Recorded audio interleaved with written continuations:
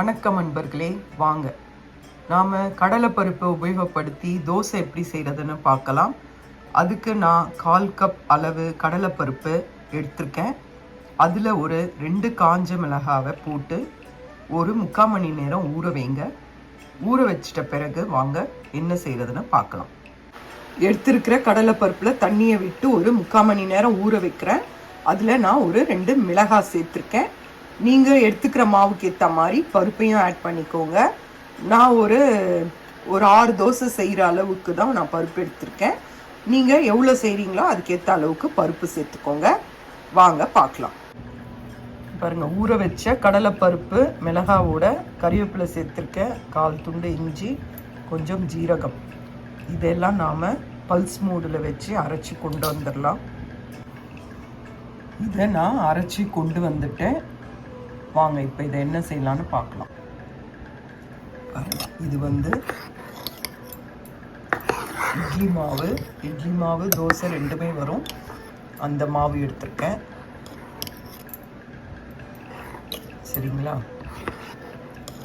ஒரு 1/2 கப் மாவு எடுத்திருக்கேன்.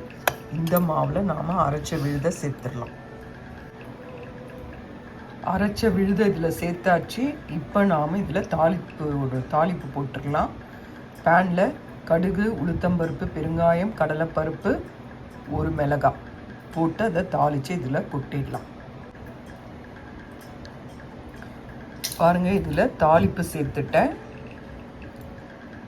எப்பவும் போல் நம்ம உப்புமாக்கு செய்கிற மாதிரி தான் கடுகு, உளுத்தம்பருப்பு, கடலைப்பருப்பு, பெருங்காயம், மிளகாய் சேர்த்தாச்சு. இப்போ இதை தோசை மாவு பதத்துக்கு கரைச்சிக்கோங்க.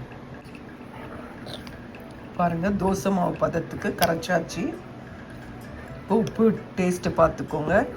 உப்பு டேஸ்ட்டு பார்த்துட்டு நாம் இப்போ இதை தோசை மாதிரி செய்யலாம்.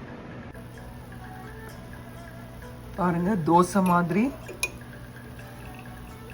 தோசை எப்படி மாவு விடுவோமோ அதே மாதிரி விட்டு இதை சுற்றிடும். எண்ணெய் விடுங்க. எண்ணெய் விட்டுட்டு செவந்ததும் நாம் திருப்பி போடலாம். பாருங்கள், மாவு விடும்போது நல்லா கலக்கி விடுங்க. எவ்வளோ நல்லா எடுக்க வருது பாருங்கள். எவ்வளோ சூப்பராக இருக்குது பாருங்கள்.